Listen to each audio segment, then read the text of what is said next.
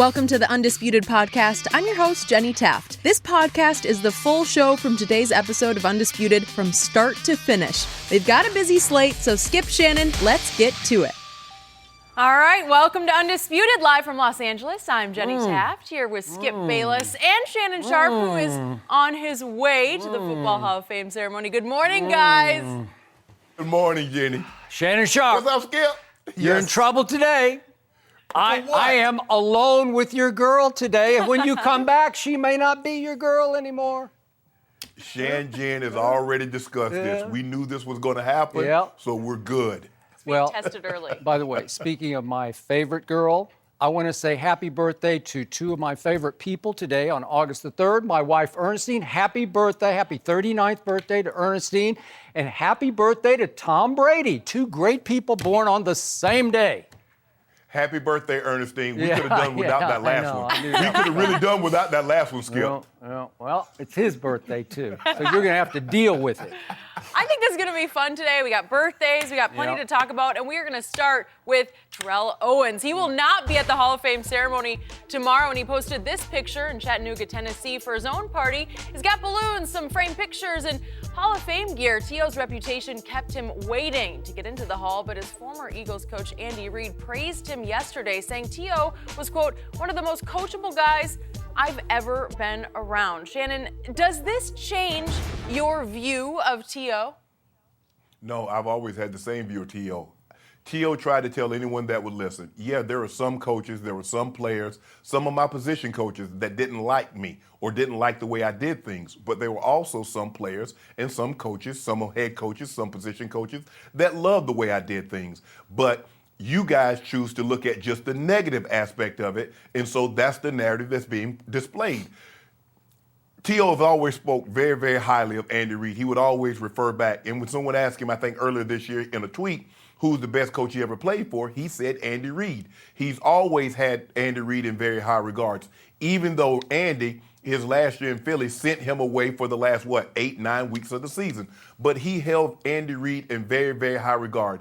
Andy said something very interesting. He says, I knew T.O. was going to give me everything I got, everything he had. He played 100% all the time. Some guys can give you 100% on the dummies.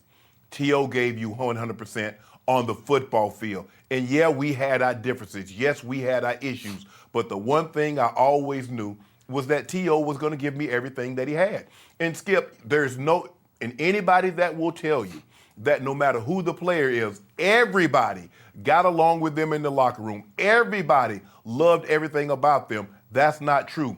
Be it Shannon Sharp, be it Ray Lewis, be it Tom Brady, Peyton Manning, or John Elway. That's not true. Did T.O. have probably more detractors than others? Probably so. But that did not take away from him being an outstanding player. And some players, some coaches loved T.O. the way he played and loved some of the things that he did. Not all, but some.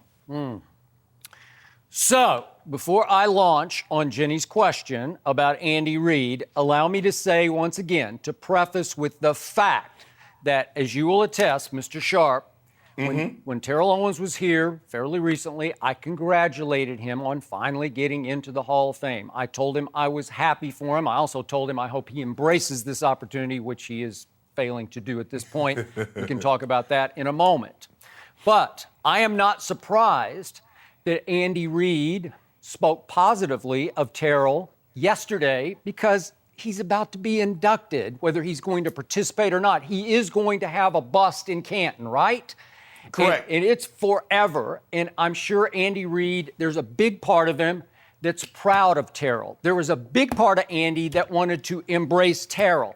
There was a big part that enjoyed coaching him until it started to unravel. So I'm going to repeat a story I've told you once before on the show. And I'm going to do it to go not just one better than Andy Reid. I'm going to go about 10 times better than Andy Reid. I've told you I got close to the great Bill Walsh. I consider Bill Walsh the greatest coach ever because he picked his own players and he created a revolutionary offense that was all his, the West Coast offense, and he called his own plays. So we could debate that all you want. But again, to me, he's my number one overall coach. Okay. Bill Walsh told me that in all of his years coaching football, and it goes way, way back to Stanford and Cincinnati, and obviously San Francisco. Coached under Paul Brown. You know, he did. He told me that the best ever that he had at a chalkboard, diagramming plays, understanding X's and O's, was Terrell Owens. Now, that's a mouthful, because we're talking about a whole lot of great players, including Jerry Rice. You can throw them all. Correct. Montana Young. He said Terrell was the best ever at knowing every assignment of every player on offense, what they do on every play. He's never seen anything like it. Bill called it like a genius that he had. And that's what Andy's trying to say, that I could tell him how to run a play in practice and he could just do it live. He didn't need reps to practice it. He didn't screw it up the first few times in practice. He got it like that. And he said Terrell at one point would come out, break the huddle in practice and wink at him like, watch what's about to happen this time, because I'm going to do it your way and it's going to be a touchdown. So that leads to the ultimate frustration that is Terrell Owens, because I'll also tell you that once upon a time, I was working in San Francisco on KNBR radio, and I speculated on the air that, gee, this is when Terrell was starting to unravel with Jeff Garcia and Steve Mariucci. I said, gee, maybe he needs some kind of psychological help. Bill Walsh called me on the hotline at KNBR during a break, and he said, I just want you to know, we've gotten him help, and it hasn't helped. We've tried everything. We've brought people in from outside to help him. You know and I know, because you've gotten to know him fairly well. I just know him from being around him a lot.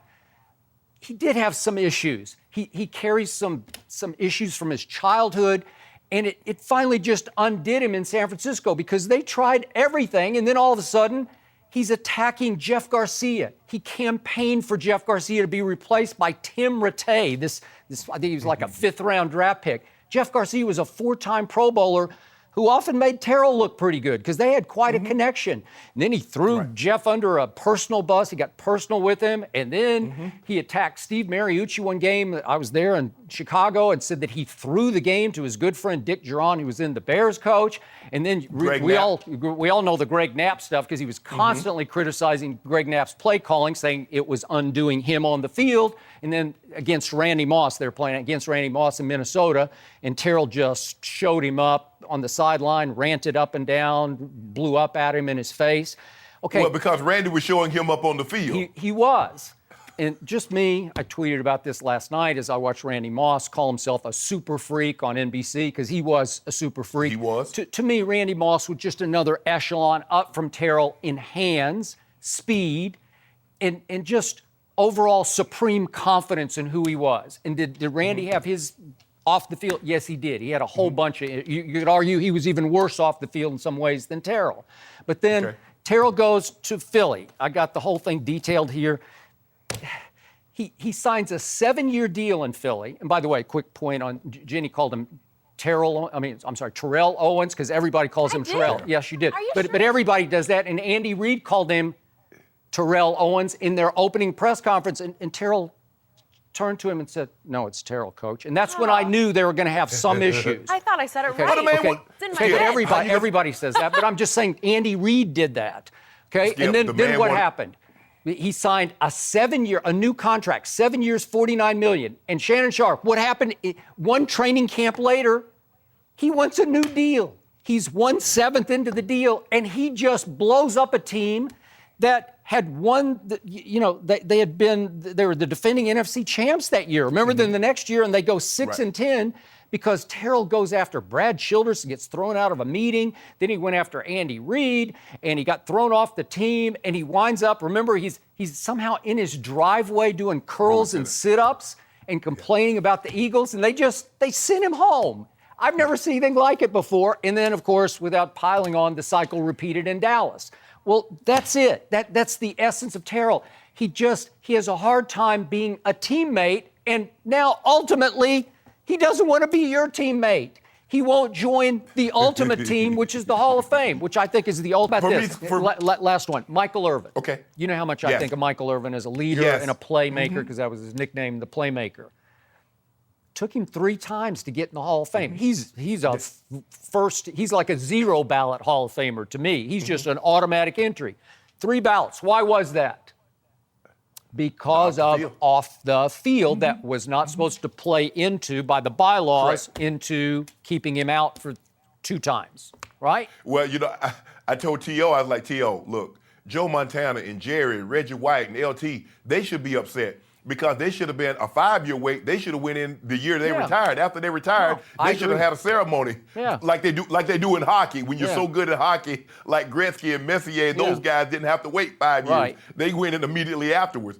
But I get it. And just for me, Skip, going back and seeing the guys talking to Emmett and some of the other guys, and we just laugh and joke and talk, it's a great time. And I'm unfortunately, T.O.'s not going to be a part of it this time. But I hope I'm wrong, Skip. I really do. I hope I'm wrong that at some point in time in the very near future, T.O. says, you know what, I want to go back and I want to be with my brothers because it is such a select group, a select few. And I wish he would come back. But I'm not going to hold my breath and think that he is. And by the way, you have spewed so much Cowboy hate on this show that this time when you go back, Emmett's not going to speak to you. Michael is not going to speak to you. Troy will not speak to you. Emmett's my dog. We came out together. We're the class of 90. It's over. Shannon's got to make some new friends this weekend. Yeah. I don't know. He's going to have to try a little harder. And plus, Emmett knows I know where all the bodies are buried. Oh, okay. Speaking of the Cowboys, why do they keep taking shots at Dez Bryant? We'll discuss that next. No mercy. Dez Bryant was released by the Cowboys over 3 months ago, but he still seems to be on their minds. Dallas's wide receivers coach, Sanjay Lal, was asked if the team has guys that can go up and get the ball, and he appeared to take a shot at Dez when he told the Star-Telegram, quote, I would rather have down-the-field guys that go run down a ball and score than live in the back shoulder world. We want touchdowns. Dez is known for the back shoulder catch and was most productive with Tony Romo as his quarterback. Shannon, are those comments inbounds or out of bounds? Although they're true, Skip Bayless, they're out of bounds. You know that, I know that. Me being a former analyst, me being an opinionist now, I can give that assessment. And I've said that about Dez Bryant. Dez doesn't take kindly to when I say that. And obviously, Sanjay Lal, who's going to be his position coach, has studied tape on Dez Bryant, and a lot of other people have studied tape on Dez Bryant, and they know this is the world he lives in. But this is what Sanjay Lal said in March. He says, my impression is he's a competitive guy, Law said. Obviously, he's not happy with what happened last year in terms of his game. I'm excited to work with him and help him as much as I can. I think together we can go good places. That's what he said in March, Skip. He did. This is what he's saying in July. So let me ask you this. Those guys that are working, that are receivers there in Dallas now, they're thinking, what's he going to say about me when I leave? I don't think they're thinking that. Oh, trust me. Trust me. Yeah, Skip. Well, they're not thinking about leaving. There will come a time that they're going to be leaving. I can assure you of that. I know you think they're going to play there forever. You think Dak's going to play in Dallas forever. I mean, they might be leaving by September for all I know, but go ahead. But here's the thing, Skip. You and I having these remarks, that's one thing. But for a position coach to say that, I think that's out of bounds. I don't think that's going to have a bearing on anyone else because guess what? The same tape that Sanjay Lal that he watched, there are other position coaches, there are other offensive coordinators and talent evaluators that are watching that very same tape. So I don't think what he's saying is having an impact, but it just goes to show you that I'm not as people, oh, you just hate the Cowboys or you hate Dez. No, I happen to have played that position. I actually know what the hell I'm looking at when I watch tape. And I think someone tweeted me that Dez ran a slant route, and then he retweeted it. I never said Dez couldn't run a slant route. I said the problem is he's only running in-breaking routes and back shoulder fade catches. Those are the only 2 routes that he seems to be proficient at, which goes to validate what I've been saying, and then Sanjay Lal says what he says. Although that might be true, I just think it's out of bounds for a position coach or a coach to say these things.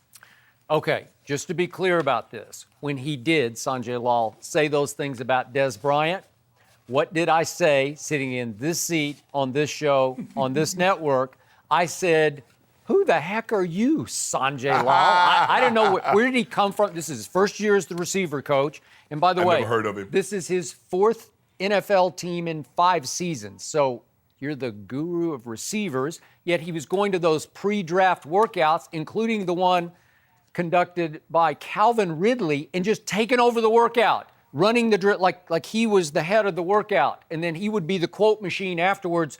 We think Calvin Ridley could be this, that, and the other. He did it with several of the top receivers. What? So, Skip, so under your analysis, you're saying after Sanjay Lal, this is your fourth team in 5 years, who in the hell are you to critique what Dez Bryant is or isn't? Is that what you're asking?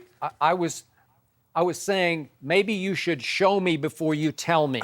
Okay. But okay. To your point, what he just said this time, this is the unvarnished raw truth. And it's not only about Dez, it's about Tony Romo as he applies to Dak Prescott. Right. And I got to tell you, the more I thought about it, after I slept on it, I don't mind him saying this at all, because I think all those receivers you talk about now, most of them no name, most of them all in the prove it mode, I think they're going to be inspired by it, because at least the coach is having their back versus Dez Bryant, because he's saying we're going to all run detailed routes that are going to look good on tape. And what did he say about the quarterback? This is the one I love the most. He said Dak Prescott can throw blind. What does he mean by that? He means Dak can throw on time, in rhythm. I've told you before, Dak Prescott is Brady-esque. I'm not saying he's Tom Brady or will ever be near Tom Brady, but he plays football. He conducts the offense the way Tom does, from the pocket, on time, on rhythm, trusting where everybody's going to be at split seconds, right? Well, that's the biggest thing, Skip. In order for a quarterback to throw blind, and that's what the really good ones and great ones can do, you must trust, you must believe that the guy on the other end is going to be where he's supposed to be at the time he's supposed to be there. If you don't, it's hard to throw that. See, that back shoulder fade, Romo and Dez, they perfected that. Everybody can't throw that. It's like, okay, that's a staple of the Green Bay offense. But the backup quarterback can't throw it like Aaron Rodgers. So we shouldn't assume, because Dez was so proficient at it with Tony Romo, Dak is automatically going to be able to come in and do that with him. We can't assume that. And a lot of people just, man, you see how athletic Dez is? Yep. That back shoulder fade is going to work. It doesn't work like that. Okay, and what did he also say about Dak, Sanjay Lal? He said Dak doesn't need to double hitch.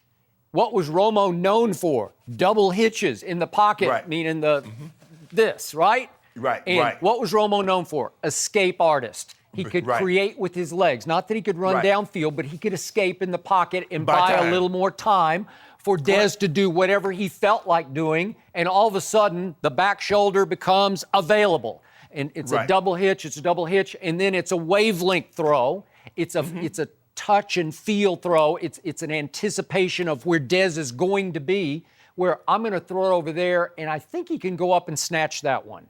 Well, that's the complete flip side of the way Dak runs the offense.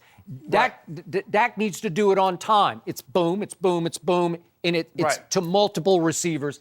When Dak, as I kept telling you yesterday, he fell into the number 88 trap. He got way too Dez dependent last year, and he started to double hitch trying to get the ball to 88, because 88 was the guy who's single covered. Cole Beasley's doubled in the slot.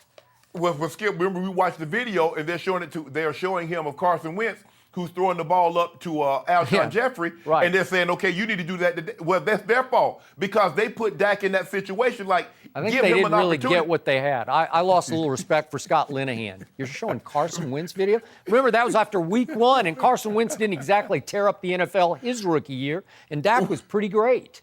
So, well, the thing is, here's the thing. When Dak comes in, he's a guy, he's like, look, we're going to be a run team. We're going to let Zeke take it, and then when they drop that guy down in the box, you'll get one-on-one coverage. Yep. Teams can't get exotic because they must stop Zeke from running the football. Okay, now Zeke's been removed, so now they can get exotic in their coverages, and Dak still wants to go 1, 2, 3, check it down, or get out of the pocket. They're saying, no, give Dez a chance. He's like, but Dez is covered. There's 2 guys on Dez. I don't care. So now you see his throwing to Dez, his interception rate goes up. His QBR rate goes down. His completion percentage goes down. His yards per attempt goes down. And Dak is looking around like, Bruh, y'all killing me. Y'all got people out here thinking I can't play because I'm trying to force feed him the ball as opposed to just, so what? I give it. Jason Witten can't get me 80 yards, but he can get me a completion. I'd rather have a 4, 5, 6 yard completion as opposed to a 25-yard incompletion or a 15-yard INT. Okay, but we did see Dak then shortly after that video that we saw of Linehan saying, look at Carson Wentz. We did see him in game number 3 last year after the Denver debacle, the one that was in Arizona on Monday night, and he did throw two, that they weren't jump balls, but they were rollout bombs, on-the-run bombs to Bryce Butler. Right. Hi, Bryce. How are you? Unfortunately, you're no longer in Dallas. You're in Arizona. But that wasn't Dez. I know. Okay, but he loved Bryce Butler. He had a wavelength. He had a rapport, which is why I still can't understand why they didn't sign Bryce Butler, but I guess they thought he was too expensive for what he was worth. Skip, that's out of bounds. Skip, that'll be, you know what, that'll be like, let's just say for the sake of argument, I'm no longer your partner on Undisputed. And you was like, you know what, Shannon was good, but I needed somebody that was going to put a little extra time doing their homework. I'm like, come on, Skip, for real. I've never had that thought in my mind for 1 second. I'm just saying, you know, listen, just because it's true, you can't, there are a lot of things. You don't think Coach Belichick and all these coaches have had players that they know they can say things that would be they're like, okay, now I see why it didn't work. But sometimes, just because you can't say everything as a coach, that's a part about being a coach, Skip. Sometimes you got to lie. All you had to do was say, you know what? Dez played very well for the Cowboys for a number of years. Dez is no longer here. The guys we have now, we have the utmost confidence in them, and we're going to try to get these guys ready to go play football game. We wish Dez all the best in his career, his future, moving forward. Boom, done with it. And by the way, quick note, I don't want to lose you because I've never lost to you. So you make me the Patriots. So I'm a dynasty just because of you. And I thank you for that on a daily basis. I've been beating you down so much I had to leave L.A. They told me if I keep beating you down, they were going to ban me from L.A. So now I had to come all the way to Atlanta to beat you down in Atlanta. That's delusional. But everybody, I'll let you live with that. Skip, true story. Everybody that passed me, I was sitting on the plane, everybody, man, you be killing. Honestly, you be killing Skip in the airport, man. You get it. I like, yeah. One person. No, I ain't no one. Oh no, Jenny. A lot of Shannon fans at the airport. And maybe those 60 people who follow you on Twitter, or are you to 62 now? I forget. 610K. Oh, 600. Oh, I thought it was 60. 10K. And they love shit. As a matter of fact, they don't call me shit. They call me Unc. They say, Unc, you be getting it to Skip. I said, yeah, I sure do. That number is you need that positive reinforcement desperately. You're going to the Hall of Fame once again because you're permanently enshrined in the Hall of Fame, but you need everybody on Twitter to validate you on a daily basis. I'm about to be in the Hall of Fame of Twitter too. Once I pass you. Once I pass you, Skip Bayless, I'm having a party. No mercy. Football is officially back. Finally, the Ravens defeated the Bears in the Hall of Fame game, and all eyes were on rookie quarterback Lamar Jackson. He started the second half, threw a touchdown pass and an interception, but he was just 4 of 10 and finished with 33 passing yards and 25 rushing yards. It was a slow start. Shannon, were you disappointed in Lamar's performance? Well, his performance is what I thought it would be, considering that Skip, he didn't play a whole lot from the pocket at college, and there's a big difference between college and the NFL, especially you don't give him what he's really good at, which is RPOs, which is run past options. They didn't really do a whole lot of that, Skip. They're going to take it slow. The best thing for him is that they have 5 preseason games and not the customary 4, so he'll get an opportunity to get better and better. But he was what I thought he would be. He made some good throws. It's going to take some time. The likelihood, I never thought for 1 second that Lamar Jackson was going to start the season at quarterback, but I do believe as the season progresses, he will get better with practice time through these final 4 preseason games. And at some point in time, if Joe Flacco stinks up the joint like he did the previous 2 or 3 years, there's no question in my mind LaVar Jackson. Now, it might be a situation, Skip, RG3 might get first crack, but Lamar Jackson's going to get an opportunity to play if Joe Flacco doesn't play any better this year than what he's played in the previous 2 to 3 years. Okay. I'm going to preface my assessment of Lamar last night by saying I stand by what I said on yesterday's show. I still would throw him into the starting quarterback fire immediately in game one. It's because mostly I'm not a Joe Flacco fan, and I never have been. I cannot begin to criticize the playoff runs that he's had because they're just extraordinary. I don't even know who that guy was. But if you look at him in the regular seasons, he's averaged finishing 18th in the league in QBR. That's a little below average. Yes. That's not good. And yet they gave him the most money anybody at that point after 2012 made in the entire National Football League, and I think they've lived to regret it.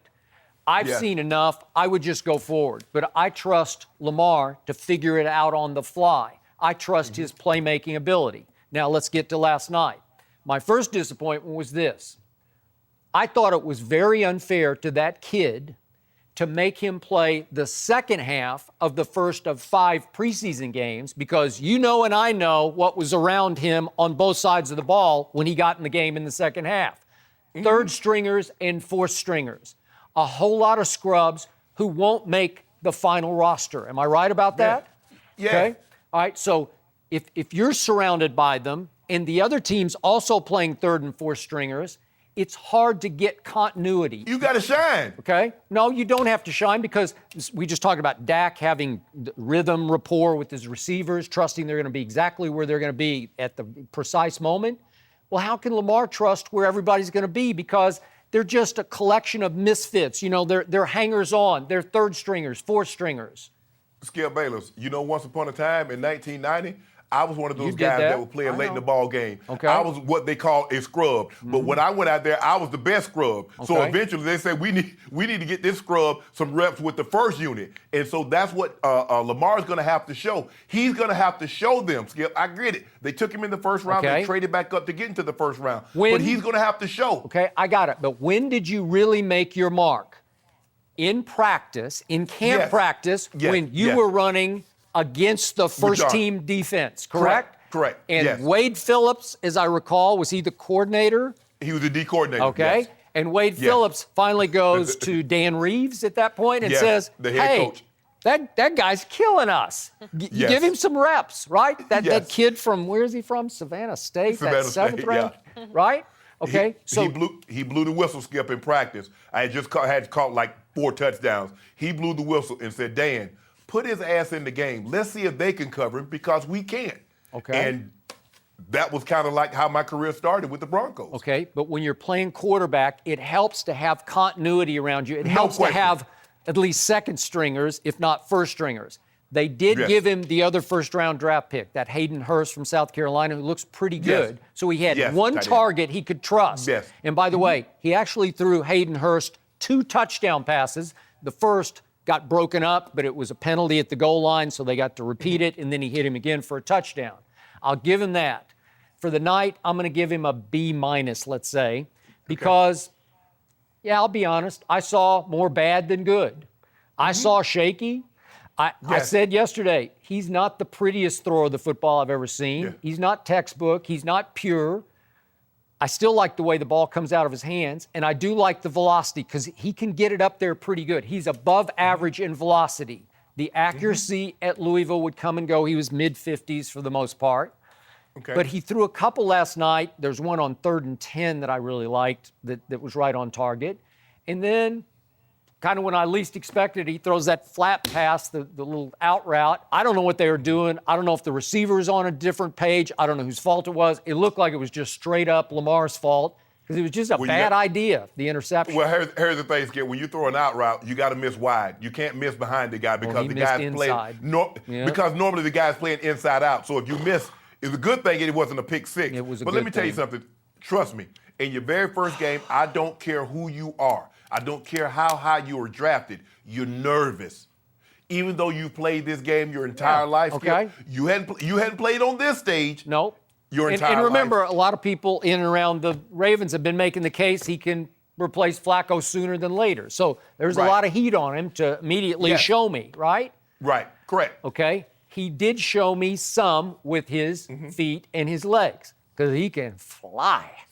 Oh, yeah, he can run. The disappointment there for me was he didn't slide.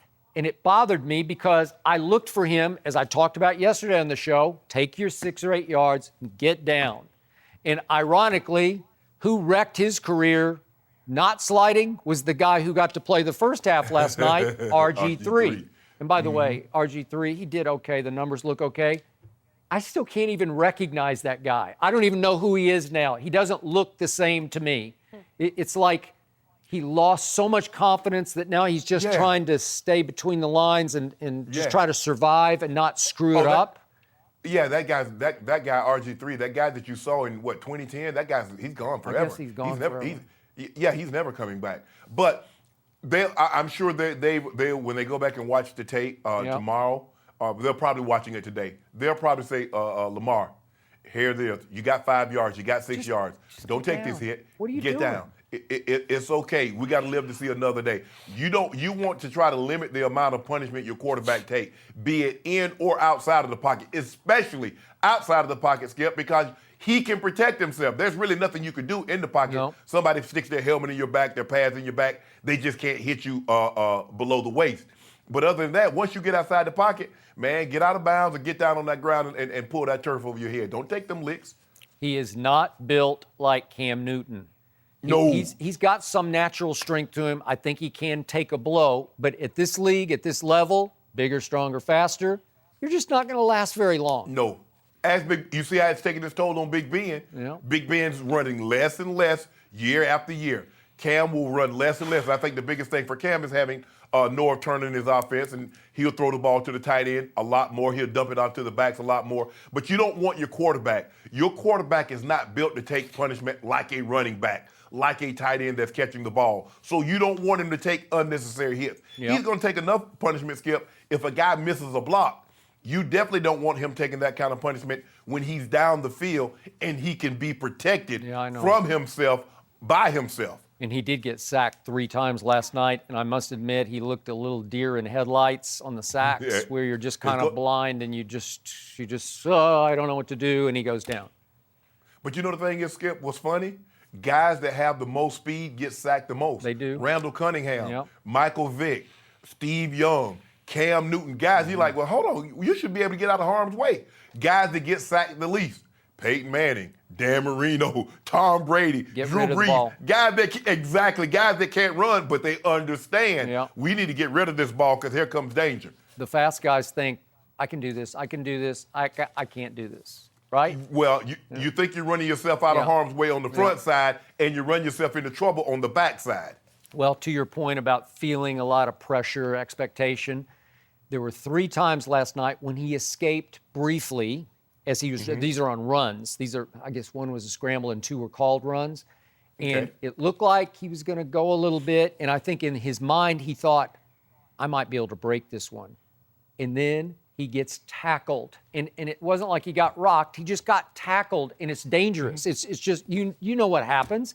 It just, quarterbacks, for some reason, I've never quite figured this out, but running backs can take those hits in ways quarterbacks can't. They just don't practice those hits. They're built differently. Exactly. They're built differently. It's my coach. I had a coach that tell me, he said, son, he who hesitates beat. Do not hesitate on the football field. Whatever your first instinct is, you better go with that because those guys are I don't think sometimes guys in college are like, I can outrun everybody.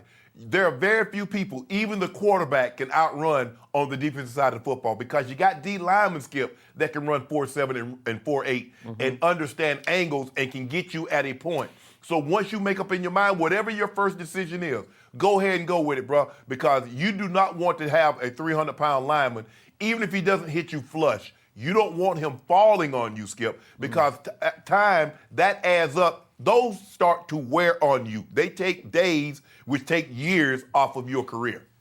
So, I never said Lamar Jackson's going to be great. I just think he can be better than Joe Flacco sooner than later. And I love his intangibles. I love the way he's made up. And I saw a lot of it at Louisville when he was under a lot of pressure and expectation, obviously after he won the Heisman. But in his stand-up interview with Sal Paolantonio of ESPN last night after the game, he immediately, before Sal could even get to the question, he said, I threw an interception. Like he wanted to just say, that cannot happen. So he declared it before he was even asked about it. It just shows you I'm not running. I'm not hiding. I'm not going to deflect. I'm not going to cut off your question. I'm not going to be offended by your question. I'm going to answer it before you ask it. Yeah. All He right. just knows, Skip, they got the coverage that they want. They're playing man. The guy's playing inside leverage. You just know on the speed out, you got to throw the ball. You got to miss outside.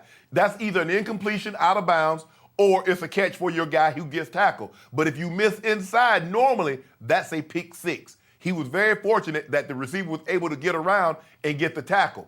But on that play, you get what you want. You got what you wanted. It's man coverage. The guy's inside out. He's running a speed out. Throw the ball outside. Either it goes out of bounds or it's a catch for your guy. It can't be an interception. Is it possible that third-string receiver was supposed to run an in-cut instead of an out-cut? Is it possible? I don't know. Well, normally, Skip, inside and man coverage like that, that looks like man. Now, without knowing, I just know it's man coverage. I would have to go back and look and see if they brought a blitz.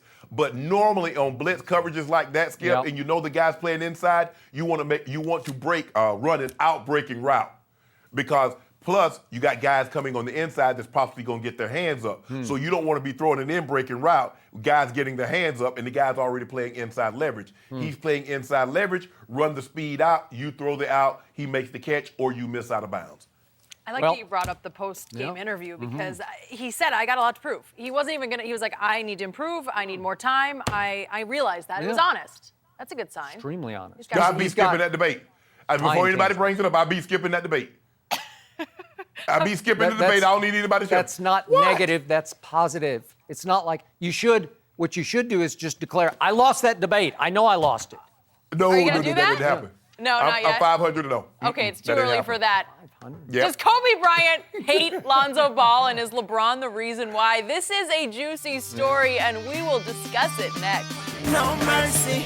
Kobe Bryant made headlines when he was mentoring Jason Tatum of the rival Celtics, and he made more headlines when it was reported that he asked why the Lakers didn't draft Tatum last year. Instead, Ellie used that draft pick on Lonzo Ball, and of course, that did not sit well with good old dad. LaVar Ball said Kobe doesn't like Zoe because Zoe grew up as a LeBron fan instead of a fan of the Mamba. Shannon, do you agree with LaVar here? No, I don't. I don't really think that has anything to do with it. I think probably Jason Tatum has reached out to Kobe Bryant, and Kobe Bryant was just saying, I don't think Kobe sees in Lonzo what he sees in Jason Tatum. Although Skip believes that Lonzo will be transcendent, he sees Jason Tatum and saw what he did last year and sees that mentality. Jason Tatum is more like Kobe with the mama mentality. Maybe Zoe is more like LeBron with his, I'm going to get everybody else involved. Jason Tatum, I'm getting buckets. So for me, I don't think he liking LeBron over Kobe. I don't think that fazed Kobe one bit. I think when you have got, and think now, Skip, we would have never saw Michael working out with a younger guy. It's hard for me to believe that Magic or Larry or some of these other guys, but this is a new time and this is a new era, a new day now. These young guys come in, they want to be where these old heads are. They have no problem whatsoever reaching out, partake some of that wisdom. Help me get to the level that you are. And they don't take it like, well, I can't teach you, bro, because I don't want you to be better than me. Nah, they're going to pull you along. We want you to be good. Our league becomes better. The more good players, the great players we have, the better for our league. But I don't think Lonzo liking LeBron more than Kobe is the reason why Kobe's doing this. I believe Kobe will help anyone that will reach out to him and ask for his assistance. Kobe is not one of these guys that's going to volunteer information to you if you don't ask him for it. So I don't think that has anything to do with it. I think Kobe sees a guy that has the potential to be great, wants to be great, reached out to him, because you remember that details throughout the playoffs, Kobe was doing this thing, Skip, I think it was called Details, where he was critiquing everybody. And he had very, very high praise for Jason Tatum. And Jason Tatum was like, wow, I ended up watching it 25, 30 times because that's Kobe talking about me, saying I was doing some things good, but there's some things that I can do better. So I think that's why Kobe is doing what he's doing. Jason Tatum reached out, and here we are. Okay. Let's go back to LaVar. Yes. you know what I think of LaVar. I do respect him because he loves his 3 sons to a fault, but he loves them. And Correct. he's there for them, maybe to a fault, but he's there. And Correct. the one thing you can't criticize LaVar for is he keeps being right. He said Lonzo's going to end up playing for the Lakers, and he plays for the Lakers. And he said all along, all last year, he said, LeBron's coming to the Lakers. And he came to the Lakers. And I think he was right to call out Kobe here because he's on to something that was on my radar last week, and LaVar spoke it into existence. He speaks a lot of things into existence, but he went right for the throat of this. And again, I don't love what LaVar has done to his number 1 son because he painted a target on his back that was the biggest we've ever seen for an 18 or 19-year-old coming into this league. And I know you say, what about LeBron? But everybody wanted LeBron to succeed. Nobody was rooting against LeBron when he came out of high school. I don't think. I don't know of anybody. But Lonzo, about 2/3 of the NBA world was rooting against Lonzo because of his father, because they're just rooting against LaVar. They want to see LaVar fall and fail, and so in turn, it has to start with Lonzo. Well, the blowback is on Lonzo because they're really rooting against LaVar. Correct. So in this case,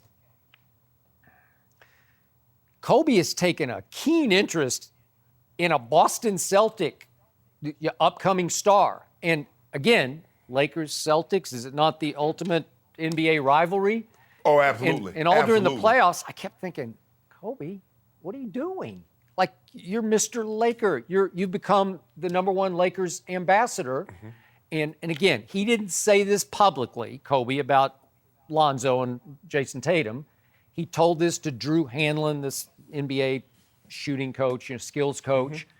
And Drew Hanlon told an FS1 reporter that Kobe finally concluded, well, why didn't we, the Lakers, draft Jason Tatum? Well, I'm not surprised that Kobe would feel that way. Skip, you can always go back and make that case because they're saying, okay, why did the Lakers draft Porzingis instead of D'Angelo Russell? Why didn't Portland take Kevin Durant over Greg Oden? There's always situations where you can go back like, they should have taken that guy over this guy. But in a situation like this, I think Kobe likes everybody that doesn't play for the Lakers because nobody threatens his legacy.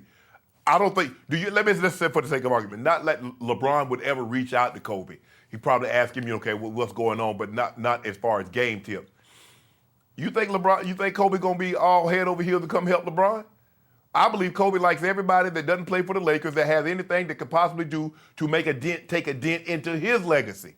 We know how protected Kobe is. We know how Kobe fans, how protected they are of Kobe.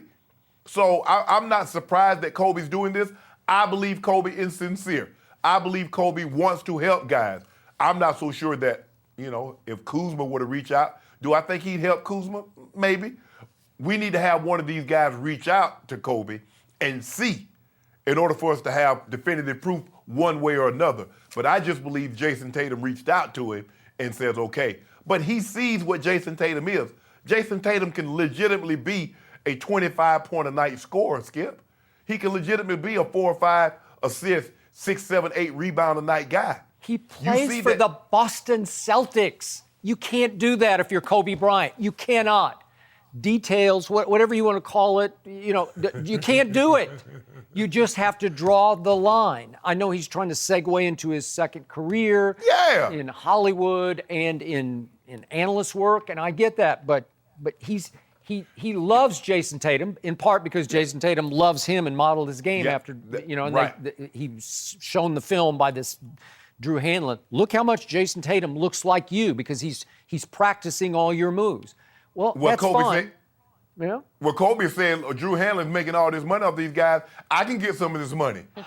If you're going to pay a shooting coach $200,000, $300,000, Kobe's like, hey, break bread with me too. Okay. I got these real tips for you. At the expense of the Los Angeles Lakers? Really? You're going to do that? Because to me, if you're saying, why didn't we, the Lakers, draft Jason Tatum, aren't you taking a big shot at Magic Johnson? Isn't that critical? Again, he didn't go public with it. It was through Drew Hanlon, right? All things being equal, Skip, yeah, they should have. You know that, But I I know do that. not know that. I don't know that at all. And again, I do think that Lonzo Ball is going to be transcendent. I think he's a very special player. And I also I read earlier that when Kobe and Lonzo first met, it didn't go that well. It was reported that it was kind of a cool meet, like a little icy, because Kobe asked him about, do you have a post-up game? Obviously, Lonzo's 6'7" and could post up smaller guards.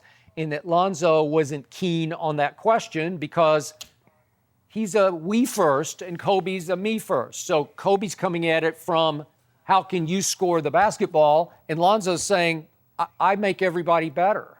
Well, I love that about him. Even in the process of making it, Magic Johnson made everybody better.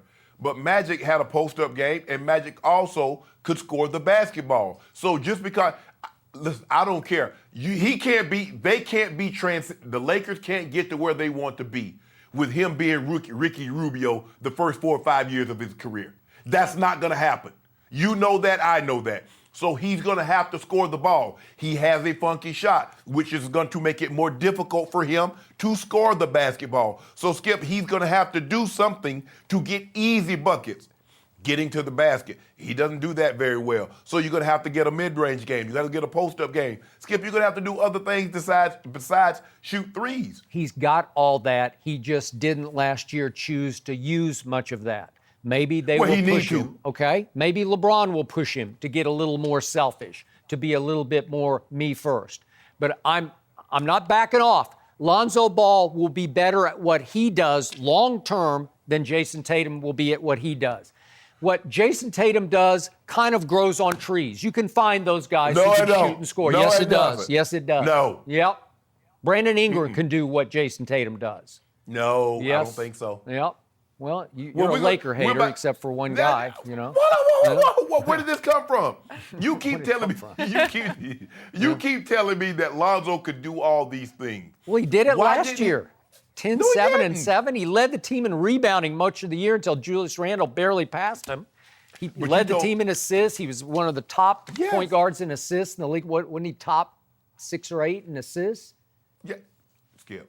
He can assist the basketball. But what Kobe is saying, in order for you to take the next step, you're going to have to do other things besides just facilitate. You're going to have to score too. And right now, the way you're scoring is not efficient. If you think you're going to, Skip, the dude shot 30-something% from the three-point line. He shot 33, 34% from the floor. He's shooting 45% from the free throw line. You got to get easy buckets. You got to get layups. You got to get, 10-footers. Well, maybe you need a coach who will actually play you. Let you play? I don't know. Maybe. How did this become an indictment on Luke Walton? Well, because LaVar Ball said Luke needed to be fired last year, basically, because the team had quit on him.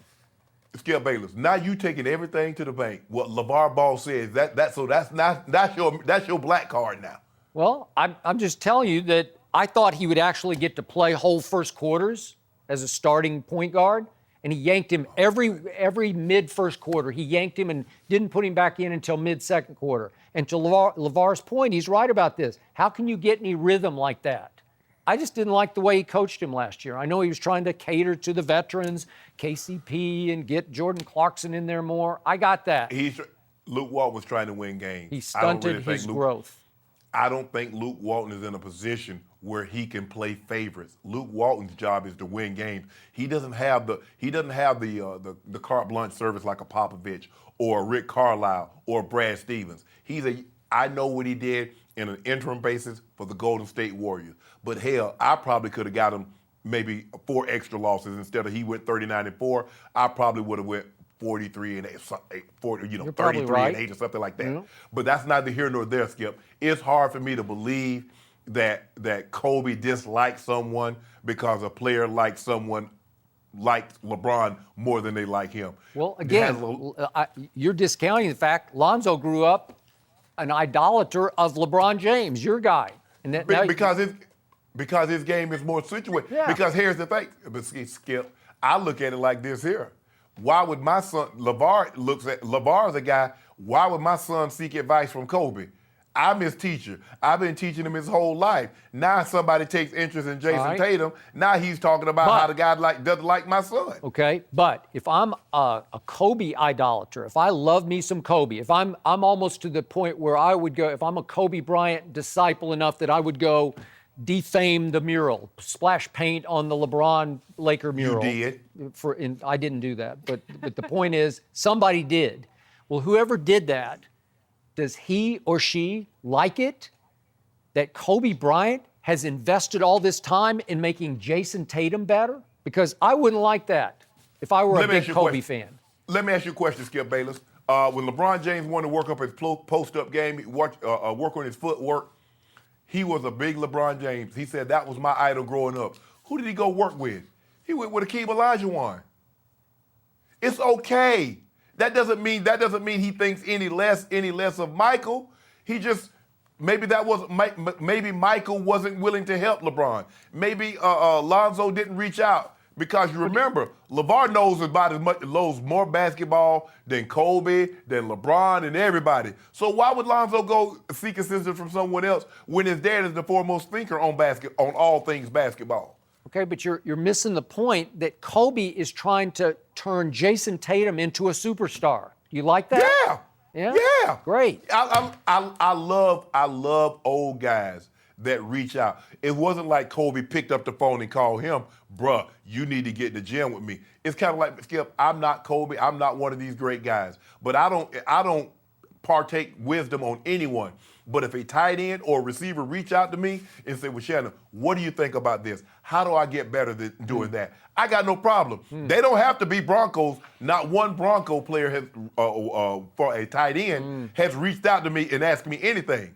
I think DT has. Yeah, you just put yourself in Kobe Bryant's sentence. No, I'm trying. You also called Kobe an old guy. I don't know if he's going to like that one too much. All I'm saying is, Skip, is that when players reach out, I think sometimes we have an obligation to give back. All right, well, that's fair enough. All right, and it is Hall of Fame weekend, so we are going to ask this next. Will Eli Manning make it to the Hall? You don't want to miss what Skip and Shannon think about this one. Skip's a hater. No mercy. Hall of Fame weekend in the NFL, which got us thinking about the credentials of potential Hall of Famer Eli Manning. Eli has won 2 Super Bowls and was named MVP in both. He's also 6th all-time in passing yards and 8th in touchdown passes, but Manning has also led the league in interceptions 3 times. Shannon, should Eli get into the Hall of Fame in your opinion? Eli's going to be a first ballot Hall of Fame, Skip Bayless. What? I hate to tell you. Yeah, I got bad news for you. He's one of 5 men that have won 2 Super Bowl MVPs. Terry Bradshaw, let me make sure I get this list right. Joe Montana, Terry Bradshaw, Tom Brady, Bart Starr, and Eli Manning. Eli in the history Manning? Since they've been playing your mind? Hold on, Skip, hold on. Since they've been playing the Super Bowl, he's one of 5 men that can say, I've been a 2-time Super Bowl MVP. And it's not that he's a 2-time Super Bowl MVP that's going to get it for him. Who did he take down? That's all you need to say. You just disqualified yourself in your argument. Thank you for doing that. Skip, don't do that, you. Skip. That's very Game over. unnecessary. Yeah. Hold on, Jenny. You asked me. Don't you ask said, Shannon, Jenny, ask is me. Eli? No. Jenny asked me, do I think Eli was a Hall of Famer? So it's my turn. Your turn is coming. It's just not now. Eli's going to be a Hall of Famer, Skip. He's probably going to finish somewhere between, he'll be top 5, top 6 in passing yards. He'll be top 5, top 6 in touchdown passes. He has 6 4,000-yard passing seasons. He's gone to 4 Pro Bowls. I get it. He's led the league in interceptions 3 times. So did Brett Favre. But Brett Favre didn't win 2 Super Bowl MVPs. Brett Favre won an MVP. He won 3 regular seasons, but he wasn't the MVP of the Super Bowl that they did win. Eli can say, I'm unbeaten, untied in Super Bowls, and I beat Tom Brady at his all-time best. They were 18-0. Little old lie. I said, lick 'em lie. Eli went there and took him down. So I would, that's what they call him. Yeah, that's what they call him around the crib. Lie. That's what they call him, lie. God. They say, lie. Get it. I think that's what you're telling right now. You're telling a lie, right? Skip Bayless, you know how this goes. Really and truly, rings only matters to the quarterback. They say, well, he didn't have any rings. But really, when they're talking about it, they're talking about the quarterback because he plays the most important position. And if he's what you say he is, he should get his team to and win a Super Bowl. Not only did he get his team there, he won it and he did it again. And he beat the guy twice. Because like you said, Tom Brady should be like 7-1. He should maybe be. even 8-0 in Super Bowls. Yep. But he's not, courtesy of who, Skip Bayless? Oh, Elijah Manning. Elijah. The baby boy of Olivia and Archie Manning. He is that. You know, speaking of turn, I think you turned up last night in Atlanta. I mean, turned way up because you're not quite right today. That's all I can figure out. So let me get this straight. Yes. Because of 2 plays, you have Eli Manning, a first ballot Hall of Famer, because it comes down to 2 plays and 2 plays only. In the first Brady Super Bowl, it comes down to Tom Brady marching his team 80 yards in 12 plays and hitting the great Randy Moss for the go-ahead touchdown, 14-10 Patriots with 2:42 left in that Super Bowl. And Yes. then what happens on the subsequent drive on 3rd and 5 from the Giants' 44? The luckiest play in the history of the Super Bowl happened, and Eli, on our show in Houston at the Super Bowl, agreed it was just pure luck. How did he escape from that? Just look at this. How does he get away? And then he throws it into the teeth of the Patriot defense. There are 4 Patriots around. Look, around Trust. Tyree. 4 Patriots, and it Trust. sticks in his helmet. It's a helmet catch. How do you do that? How did Rodney Harrison not come away with the football? Look at He it. tried. Look at all the blue jerseys, the Patriot jerseys. Look at Eli. Eli can't run or escape. How did he escape that? Look at all the blue jerseys. He throws it into the teeth of the defense. It is a pass and the ultimate prayer. He's just closing. It's seriously, he did this. He did this. You can't really see it on the video, but he put his hand over his eyes and threw it as far as he could throw it. And it stuck in the helmet of David Tyree, who was like the 5th or 6th receiver on the team, and they said had a terrible practice that week. You know, it's just it's fate. It's unbelievable. It undid Brady's greatness on that day. Well, that's the Julian Edelman catch against Atlanta. Remember? It carried him But up. The that guy didn't should have win been the game. That saved it. If you don't make that That play, it's over, man. It's over. The game's over. No. You're going to have to It's punt. 4th What and if he 5. got sacked? Well, if he got should've sacked, now gotten it's sacked. over. Yeah. Yes. But 4th and 5, I still believe they're going for it. They're not giving that ball back to the New England Patriots. Okay, so then we get to play number 2 in the second Eli Brady Super Bowl, and I've given you this on many occasions. Tom Brady had 1 misfire in all of his 8 Super Bowls, and it came on this throw, which was 2nd 11 at the Giants' 45. The Patriots are ahead, 17-15 with 4:06 left in the game. They're up and they're driving. And Brady throws it a little high and outside to Welker, who's breaking right up the seam. It's a route that Wes Welker doesn't usually run. And it wasn't an impossible catch. Many Patriot fans believe he should have caught it, and maybe he should have. Was it a little off target? Yeah, it was off target. I give you that. But if that play doesn't happen, we're having another different conversation, because if you complete that, either he's going to score or he's going to set up a touchdown, or for sure, he's going to set up a clock-eating field goal that's going to make it 20-15, so you take the field goal out of play for the Giants, and instead, the Mario Manningham play happens going the other way, which was a great throw by Eli, but it had to come off the one Brady misfire. It happens, Skip. That's what happens. You put yourself in situations. It doesn't matter. We're not having this discussion. Even though a Wes Welker drops the pass or Tom Brady missed him on the throw, however It's you a want to little look of at both, it. yeah. Okay. If Eli doesn't do what he did, we're not even having this discussion, because Tom wins another Super Bowl. Eli still had to go out there and take care of business, and he did that. Skip, Joe Namath is in the Hall of Fame, and he's known for that victory. He guaranteed a victory. He's there. He has more interceptions than touchdowns, but he's in the Hall. Eli Manning is going to the Hall of Fame. I'm sorry. I wish it was something I could tell you different. The guy but you're I can't. talking about, as Jenny pointed out, has led the league in interceptions 3 times. Yes. I know Brett Favre did too. but this man has made only 4 Pro Bowls in 14 seasons. That's not very good. Yeah. Phillip Rivers, also kind of on the Hall of Fame bubble because of his lack of postseason success. Phillip has made 7 Pro Bowls in 14 seasons, so 7 versus 4. And if you take away the 2 playoff runs for Eli, he's 0-4 in the playoffs. And I get that. His team has missed the playoffs 5 of the last 6 years. So at the end of his career, he's just fading out. His teams have missed the playoffs 8 of his 14 seasons. That's not very good. So 6 out of 14, you made the playoffs. And Eli's QBR, my favorite stat on quarterbacks, for his whole career, he has ranked 16th on average each year that he's played. In those 14 seasons, he ranked 16th in QBR. That's below average, or it's right at average if you take 32 teams. It's we can't you can't put that guy in the Hall of Fame, not in the first ballot.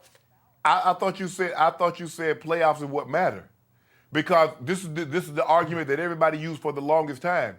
Tom Brady was so much better than Peyton Manning because Peyton had these great regular season numbers, but in the postseason he fell flat. Okay, now Eli, he doesn't do a whole lot. He does enough, but doesn't have these gaudy numbers like, say, a Drew Brees or Peyton or Tom Brady. But come playoff times, he's rolling through people. Okay. So I don't... Look, playoffs obviously count more than regular season. Okay. But if you don't have much regular season to back up your 2 lucky your 2 lucky Super Bowl wins, I can't put you in the Hall of Fame, certainly on the first ballot. You know what? Go, Skip. You know what? If his name were Eli Smith, there's no way you'd be saying that. But because he's royalty, because he's Eli Manning, because of Peyton, and you love Peyton Manning, and I love Peyton, and I love Archie, and... I'm just trying to tell you what's going to happen and how they're going to evaluate it. At the end of the day, rings carry a lot of weight, especially when it comes to quarterbacks. And because Eli has 2 Super Bowl wins with 2 Super Bowl MVPs, and he beat Tom Brady, that's what, Skip, he beat the guy. He beat the GOAT. So theoretically, Eli's the GOAT. Because Eli, like you told me, once he broke through, he was unbeaten. So once Eli got into the playoffs and broke through, Brady can't touch it. But he didn't beat the GOAT. He didn't beat the GOAT. Yeah, he did. Lady Luck beat the GOAT the first time. No. And then Brady beat himself in the second one and opened the door for Eli. Well, put it like this. Lady Luck might have beaten Tom Brady, but she had an Eli jersey on. Please. That's what I'm thinking. This is not a Hall of Fame resume. You can't make it. But you know what? You're probably going to be right, and I'm going to probably be sick at my stomach when it happens. Because Skip, he's not in my Hall of Fame. You know how they evaluate quarterbacks. You know they Super Bowl wins pays triple. And then when you get a MVP, that pays another triple. So he got 12 points already because he has 2 Super Bowl wins and 2 Super Bowl MVPs. But Skip, look at this. Tom Brady has only been the All-Pro quarterback, first-team All-Pro 3 times. Let that sink in. 3 times the writers thought he was the best quarterback in the league. Only 3 times. The GOAT has only been first-team All-Pro because you can only have one of those. What have I told you about Michael Jordan? He could have been the MVP every year, but they just didn't give it to him. You always tell me it's all narrative, right? You need a narrative. I'm not talking about MVP. I'm saying first-team All-Pro quarterback. Idea. Yeah. Well, Peyton Manning, 7, 8 times. Okay. Well, has Tom Brady not owned the Pro Bowl for what's he been 9 straight years to the Pro Bowl? Yeah, I think he's been 13 times. Yeah. I think Manning I think the record is 14. I think Merlin Olsen has gone 14 times. I think that's the most. There are a lot of guys that's gone 13. I think Peyton went 13. I think Ray went 13. Reggie. I think Jerry. So Tom probably going to tie Merlin Olsen this year with 14 Pro Bowl appearances. He's not going to go. You know what I hear? This is what I hear, Jenny. What? Because he's in the Hall of Fame and this is the big weekend. Then he becomes the kinder, gentler Shannon Sharpe because everybody should be in the Hall of Fame. No. Can I be in the Hall of Fame? Please? Let me in, please. You're in the Hall of Fame. You're in the Hall of Fame. Yeah, everybody. They have a wing for sports writers, and you should definitely be in the Hall of Fame. I should not. I will never be in. Trust me. LeBron James LeBron James has a wing for Hall of Fame. Haters, you're definitely in that. Okay, Yes. we're going to go back to talking about Lonzo Ball because Isaiah Thomas took a major shot at him this week. We'll discuss that with Eddie House next. No mercy. Lonzo Ball's rookie year was under the microscope, from his unorthodox shooting style to his disappointing shooting percentage. His former Laker teammate Isaiah Thomas said yesterday on CBS Radio that Lonzo can be special, but he added, quote, "I don't think they're going to be able to fix his jump shot, but they can work with him and get it better than how it is right now." We're joined by FS1 NBA analyst Eddie House. Thank you for being here. I'm going to start with Shannon on this one. Do you agree with Isaiah that Lonzo's jump shot can't be fixed? I think you're going to tinker with it, but it's hard. It's easy to fix something when you're in the gym and you're not in the stressful situation of an actual game. Skip, you can relate to this. I take it back to Tebow. When Tebow's in just shorts and he's just throwing, doing drills, everything looks fine. Yep. It's when he gets into that fire, when he gets into that stressful situation, the body will always revert back to what it knows most, knows the best, and feels most comfortable doing. So in a situation where, in a game, he will revert back to what feels comfortable, what feels best, what his body knows. So I do think it's going to be very, very difficult. I agree with Isaiah. I agree that it's going to be very, very difficult for him to fix that shot because he's been doing it so long. He's had success doing it that way. His dad has said, Zoe has been shooting this shot his whole life. Why you need to fix it? So that's the mindset. I was the number two draft pick overall with this shot. What do I need to fix? So that's what they're going to be up against. If he was a second-round draft pick, he was the 20th pick in the draft, I think he would be more receptive to working on or trying to fix that jump shot.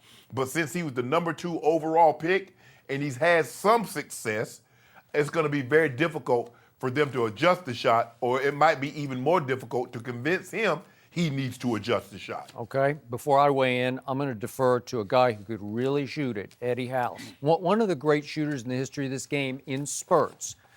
Great clutch jump shooter. Can this be fixed? Should it be fixed? Well, I'm not sure about the mechanics side of it. You look at how he shot in college. Just the thing is, it's like Shannon was saying, you'll revert back to what you know, and that's the muscle memory. Now, the only way he can change that or fix that is if he's in the gym changing his mechanics. And I think Magic hired a shot doctor as well. I don't know what his name is, but he hired it. So I want to know what kind of prescription he going to give Zoe to fix that jumper. You understand me? Is it going to be, are you changing his mechanics or are you working on his psyche? Because a jump shot, number one, is all mental. It's all you. If you have a mental block, and just like Markelle Fultz, you see, he went from being able to score the basketball to can't get it to the rim. And it's just like, it's mental blocks that happen, like a catcher throwing the ball to the pitcher or Chuck Knobloch throwing the ball from second base to first. Yep. You have something going on in your mind, and it hasn't been bothering Zoe. It hasn't affected him his whole life. I think maybe some of the outside interference, the pressure of being the number 2 pick may have got to him psychologically. I compare him to a guy who has a similar size, Kevin Martin. I know him. Similar shot, Same shot. same size. Same idea. Same pretty much idea. So, but he had ultimate confidence. He averaged 20 points in 12 seasons. He averaged 20 points 7 times in a 12-year career. Finished averaging 17 points, 46 from field, 38 from 3. So if Zoe can get his confidence back on, I don't think there's no problem. You don't want to start trying to change mechanics. You want to just have ultimate confidence when you are taking that shot. By the way, I once talked to Reggie Theus, who coached Kevin Martin in Sacramento, and just said, I just couldn't reach him. You know, like he did what he was going to do and shot it the way he was going to shoot it, and it worked. Right.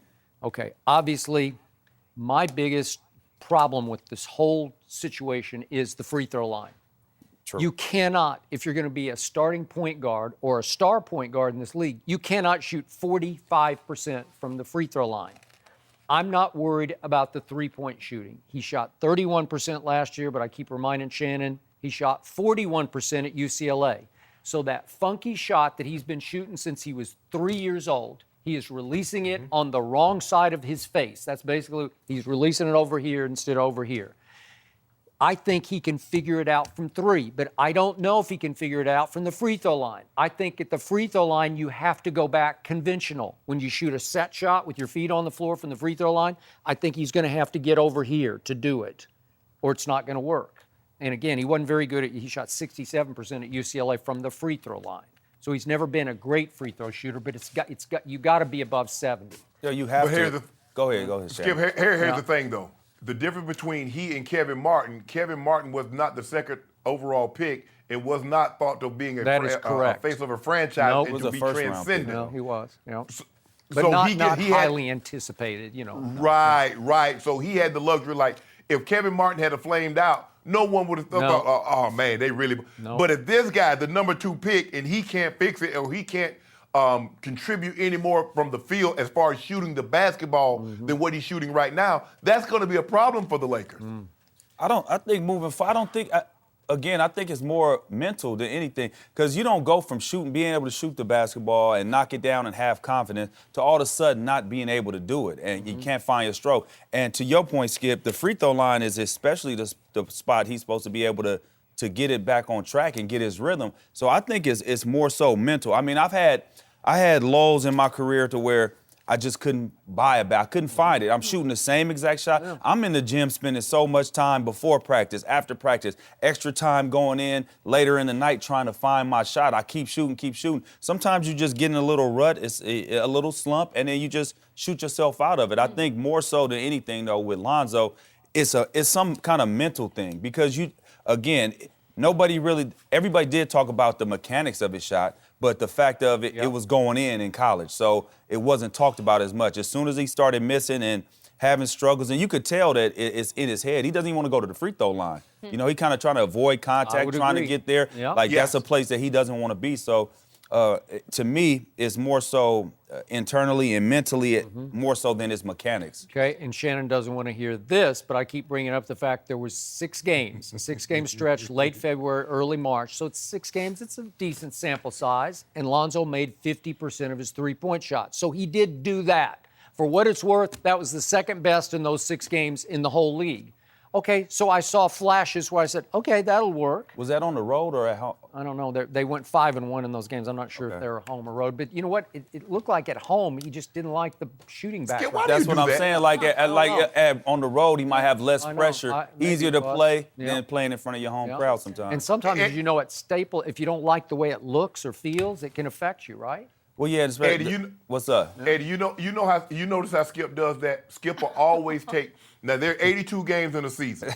He'll take a spot here. There are 6 games, and there are 6-game stretch, or there are 11-game stretch. I went on 6 dates with Nicole Murphy. Are we an item? Yes or no? No, we're not. Did you really? No. I didn't know I'm that. just saying. No, I'm but just y'all saying. I'm kicked it, using though. hypothetical. I'm using hypothetical, Skip. I'm just saying. Just because you could do something for 6 times, that doesn't mean that it's going to be a reoccurring theme. And so until we see Zoe do this for an extended period of time, and like his dad said, Zoe doesn't need. This is what LaVar said. Now, Skip. Zoe doesn't need to change anything. Zoe been shooting this shot his whole life. Okay, So, but don't I tell agree me with that, though. Don't tell me the shot is broken if you can go 6 games and shoot 50%. It's fixable. It's fixable. It's like this. I wouldn't change anything that I've been doing. Like as far as mechanics, that's hard to do.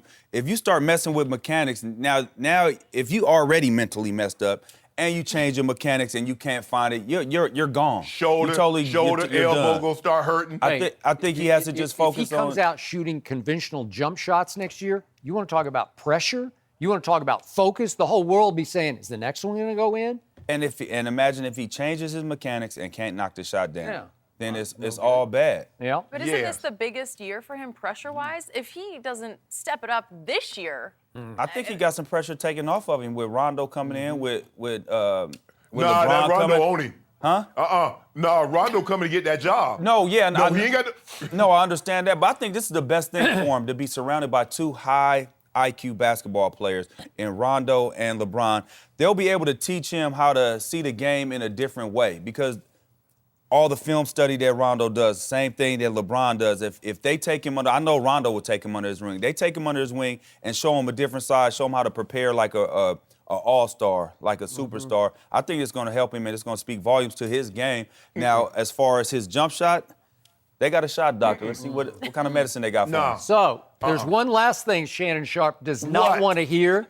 It's the rest of the quotes from one Isaiah Thomas. He says he can't fix the shot, although he says it can get better. But he also concludes, this is about Lonzo, Isaiah on Lonzo. He's a talented talented young player that's going to be special in this league because he has the tools to be special. Talented twice. Talented player. And That's special. Isaiah Thomas. This man, Mr. House, just said special over here. I say special or transcendent. Shannon Sharp says bust. Bust. Yes, bust. Eddie, I never used the word bust. He's got none. I said I don't see Magic Johnson. No, you I don't don't see think- Magic Johnson. He light skinned. Magic is brown. That's good. That sums it up. And just because, listen, you can have a special ingredient that go into a dish doesn't make the dish great. It's just special. So Lonzo might be special. He might be special. He might be talented. That doesn't mean he's going to be great. All I know is he's going to make LeBron look a lot better next year. That's Don't all do I that, know. Skip. Yeah. Don't do, see, there you go. See, now you getting to that LeVar. You know what? You know Now you that. getting to that LeVar Ball territory. I got it. Shannon, it's when you're not here. Don't he fall can have for it. that Don't last fall for it. word. Because I know you can't reach out and I'm get sorry. me. No? I can't help you there. You can't Okay. reach through that monitor. Yeah. Eddie, thank you for welcome. being here. So, should LeBron be dropping F-bombs in Ugh. front of the kids? Ugh. Am I too old school? Stop Do it, you Skip. know? Pick your head We'll up. discuss that next. No mercy.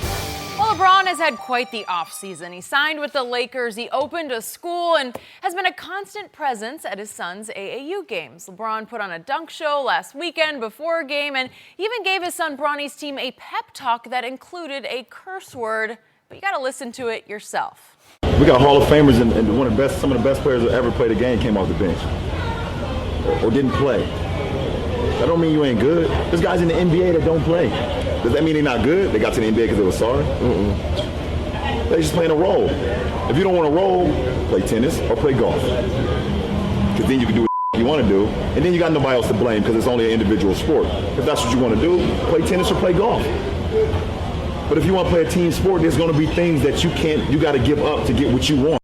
All right, Shannon, I don't mind the message, but I'm not so sure about that swear word. Are you surprised by that? Absolutely not. Because sometimes in order to reach kids, you have to say things. I'm not advocating that you need to curse kids all the time. But I think in this situation, LeBron was trying to drive a point.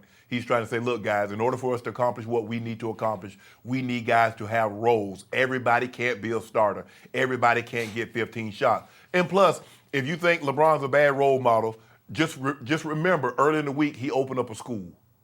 240 plus kids go get breakfast, lunch, and snacks. They're going to get uniforms. They got bicycles. Their parents, if they didn't graduate, can go get GEDs. So if you think LeBron is a bad role model, just go. I promise, just Google that, look at the school, and look what he's done, and says, okay, you know what? I can see it. Let me tell you something, explain something to you. Parents, if your kid's going to play a sport, and they're going to play a team sport, there will be times, I promise you, that the coach is going to use some language that you probably not going to think is going to be appropriate. I'm not saying he or she should use that language all the time, but sometimes to get a point across, it's going to take harsh language. So it's okay. It's not the end of the world. I can assure you, the word that LeBron used, their parents have probably used that word or even worse in front of them. So let's not just go, I get it. It's LeBron, but LeBron is a human being. He's a man. He has flaws. I don't have a problem with him using that in that instance because I get the point that he's trying to drive home. And I know what he's done for the kids. So LeBron is not a bad role model. He's a great role model. And in this situation, it called for harsh language, although I don't recommend that he or any other coaches use that often. But in this situation, I understand it. I do not have a problem with it. He wasn't cursing the kids. He was saying this is what you need to do if you don't like playing a role in a team sport. So, for me, this is not the end of the world. But because I do have so much respect for LeBron James as a role model and as a father, that I must admit, when I saw this last night for the first time, I was shocked and I was disappointed by it because LeBron just opened that school in his hometown, because he's been such a good role model for kids. Heck, he even retweeted a shot at Jerry Jones about the anthem and the hypocrisy of leaving his hat on. I love all that about LeBron. He takes political stances that so many athletes, starting with Michael Jordan, never took. I love that. I tell you all the time, he is a good guy. He is a good role model, husband, father. All that's fine. And then this came out of nowhere because it just wasn't necessary. He's not the coach of the team, and you're right about the coach. The coaches, especially starting at the high school level, they're going to use strong, profane language. Mm-hmm. Have these kids heard this word a billion? Yes, they have. Do these kids, some of them, maybe most of them, use this word occasionally, if not often? Yeah, probably so. But LeBron James, even though he gets a little overamped when he's trying to be the unofficial coach of his 13-year-old's team, he gets overexcited, he gets revved up and over-revved, and he's trying to make a point about everybody of these 13-year-olds has to learn to play his role. Mm-hmm. And he says, if you don't want to play a role, play tennis or golf, because then you can do whatever you want to. Bleep you up, right. Well, that's why I don't... It wasn't necessary. If you just said you can do whatever you want to, that's strong in and of itself. It was gratuitous to me. It didn't drive home the point any deeper. It just made those kids go, LeBron just said the F word. Wow, to us. But here's the problem. If they go home and it slips out at home in front of mom and dad say, you cannot say that word in this house, you are grounded or whatever, you can't do this or that. Right. They say, but LeBron used that word to us. He used it in his pep talk to us. And then mom and dad gonna say, when you become worth $500 million, you can curse as much as you want. Skip, here's the thing. I can see if he was cursing at a player. He's trying to explain to them that if you don't want to play a role, you need to play a sport where it's individuality. And that way, you rise and fall on you. The only accountability is you. You don't have to play. The only role you play is you against the opponent.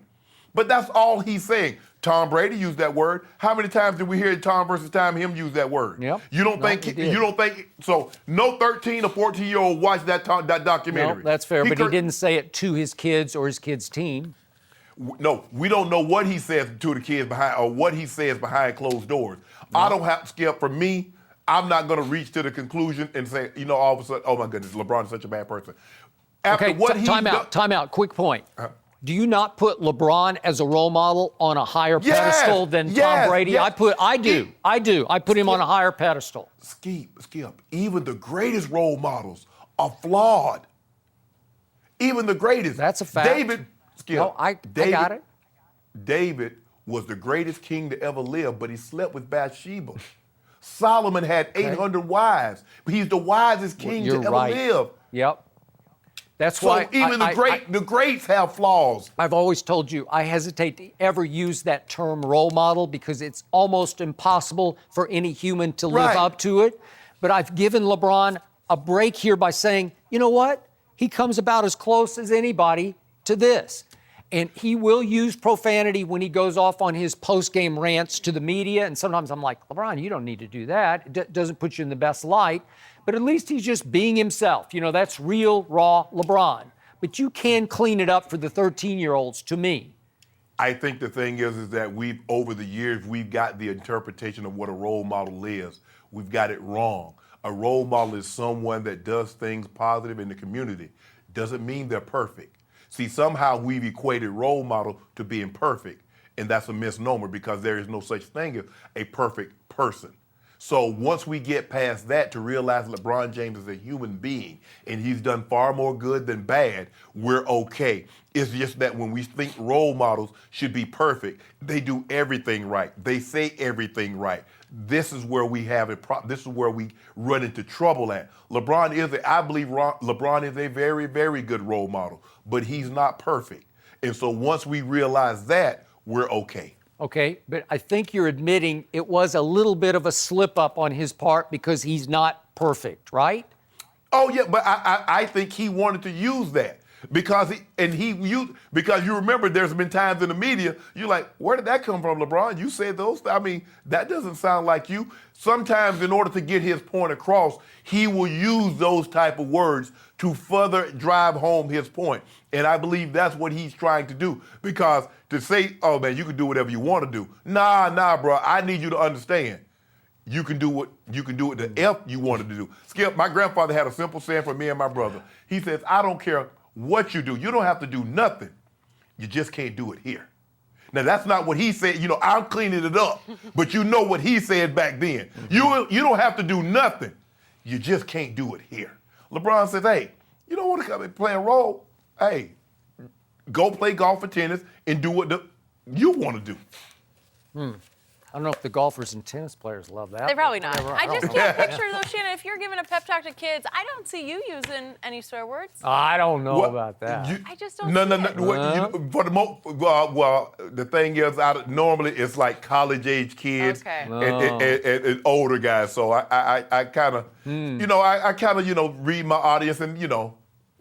No, I haven't. I do my best not to. I think you have Fair. a lot to learn about your man Shannon. I just don't see it. She got on now. them. She got on them Laker color. You see what she got on today? Oh my gosh, I didn't even realize Yeah. that I think for you. you. Don't worry about old Wow. Shan Jen. It's Still blue. that It's jersey from blue. It's not yesterday? purple. It's not purple. It's close enough. We're going to go back to talking about Skip's goat. Tom Brady revealed that Here he we go. actually could have avoided his Deflategate suspension, but, well, why didn't he? We'll discuss that next.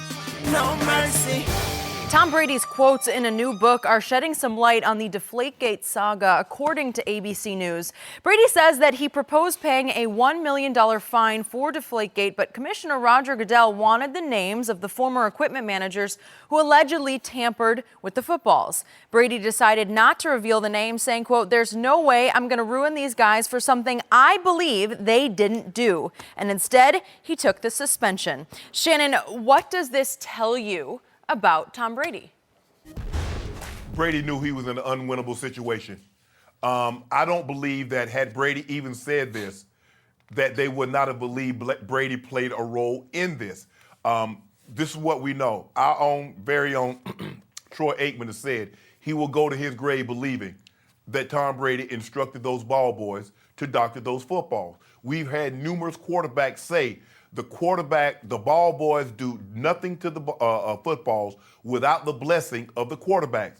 Tom Brady knew even if he dimed those guys out, nobody's going to believe he's telling the truth. He didn't. Nobody believes he's telling the truth. So what else could he do? Pay $1 million fine, give them $1 million to say what? These guys did it without my knowledge? Nobody was going to believe that. Skip, he was in an unwinnable situation. He did the right thing. In his mind, he doesn't believe that the guys had any part of this. He doesn't believe he did anything wrong. But with that being said, Tom knew he couldn't win. I think the biggest problem that he had was that Mr. Kraft nor Coach Belichick was willing to ride with him.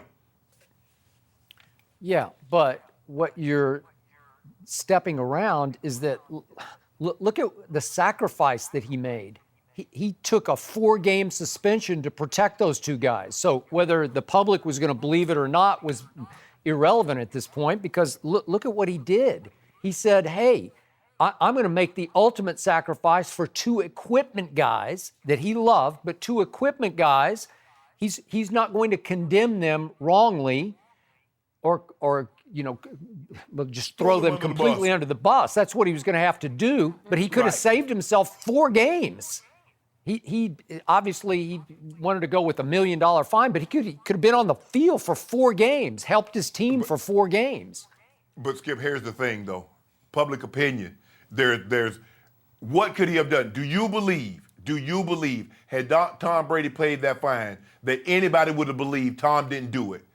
Him serving that suspension, because Skip, you got people on this side that says there's no way Tom Brady did that. You have people over here that says I don't care what happened. There's no way Tom Brady didn't know or order this. So he was not. I don't believe Tom Brady could have swayed public opinion either way.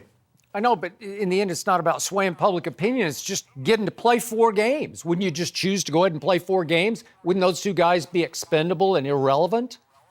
Well, I think the thing is for Tom is that Tom valued those guys. He valued their friendships. Because here's the thing, Skip.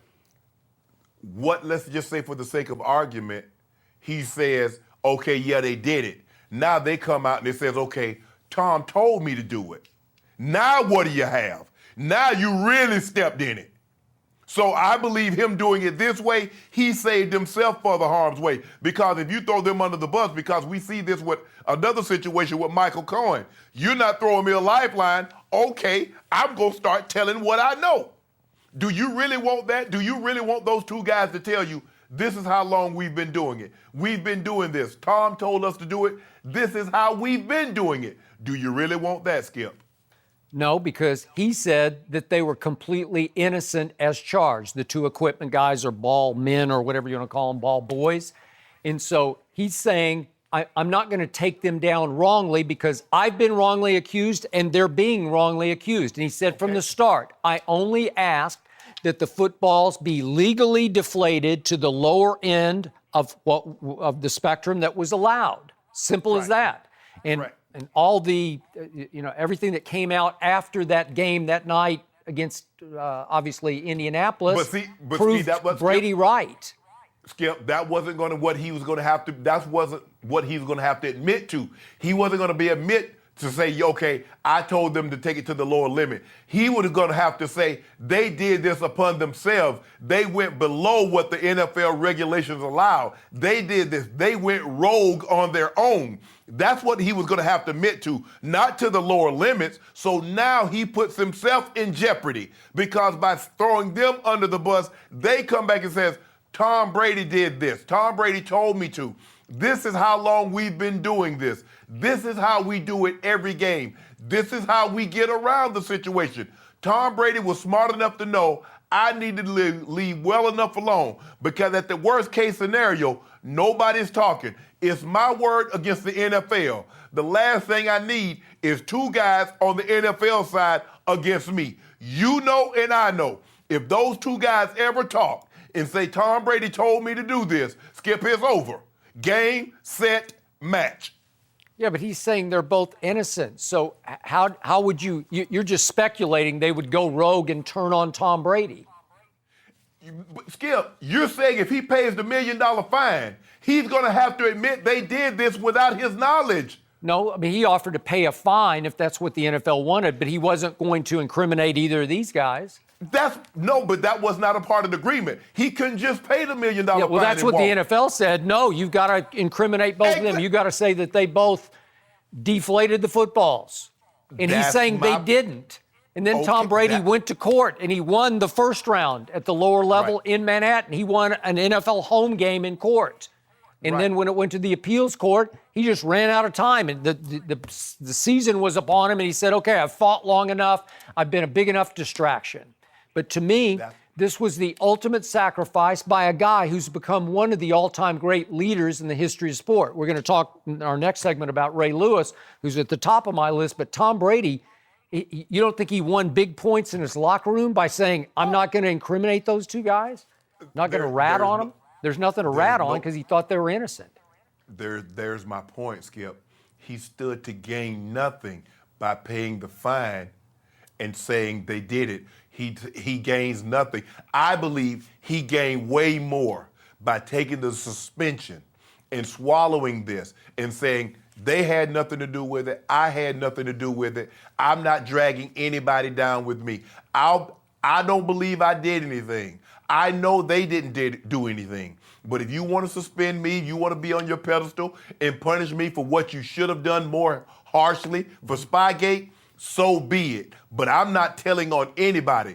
The thing is, Skip, when you tell on someone, you run the risk of you have done something in the past and someone knows about it and now they bring that up. So I believe Tom did the right thing. Take the 4 games. There's going to be a segment that believes he had something to do with it. There's going to be a segment that believes he had nothing to do with it. But in this situation, Skip, paying that $1 million fine and diming those guys out was a far greater risk than taking the 4-game suspension. But you're concluding he was protecting himself instead of protecting those two equipment people. I believe the quarterbacks, having played this game long enough and know the quarterbacks, every quarterback is saying, think about it. Not every, but a bunch did. I agree. Troy said it. Mark Brunell said it on ESPN. There were a bunch of them. Steve Young, Joe Montana. Brad Johnson said he got the ball boys to pay them $5,000 to rub the balls down at the Super Bowl after. Now, so if Brad Johnson is just a guy. What would they do for Tom Brady? What would they do for Peyton Manning? What would they do for Drew Brees if they'll do that for Brad Johnson? Come on, Skip. Yeah. I get it. It seems far-fetched, but we know there's a reason why people do everything in sports.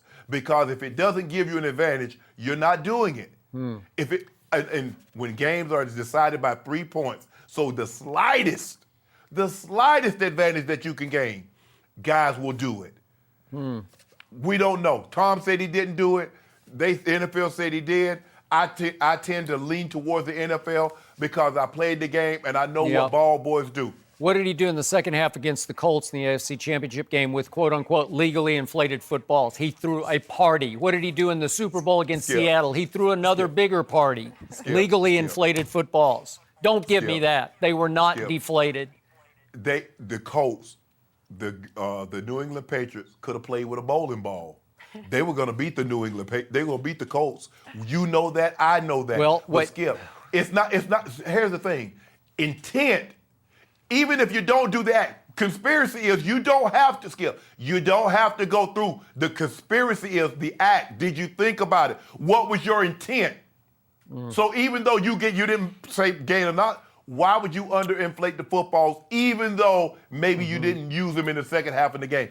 What was your purpose for doing that? That's what conspiracy is, the intent. We're not punishing the act.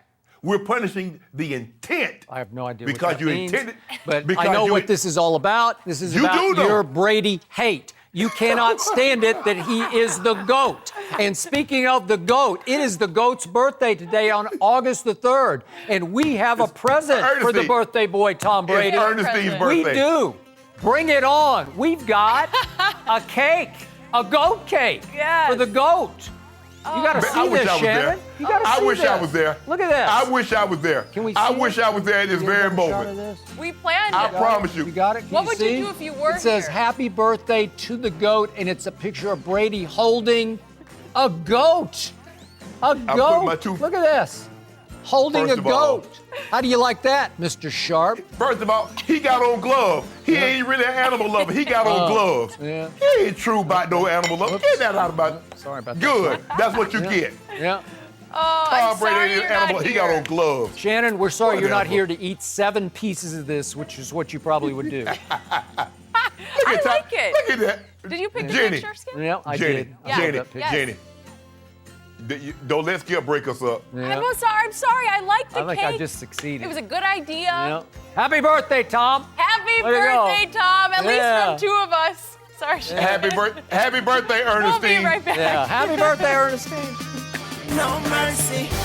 Our friend Ray Lewis is one of the headliners in tomorrow's Pro Football Hall of Fame class. He won 2 Super Bowls, was a 13-time Pro Bowler, and is considered one of the greatest defensive players of all time. He was also a teammate of Shannon's for 2 seasons in Baltimore. Shannon, since you know Ray so well, what makes him great as a player, but also as a leader?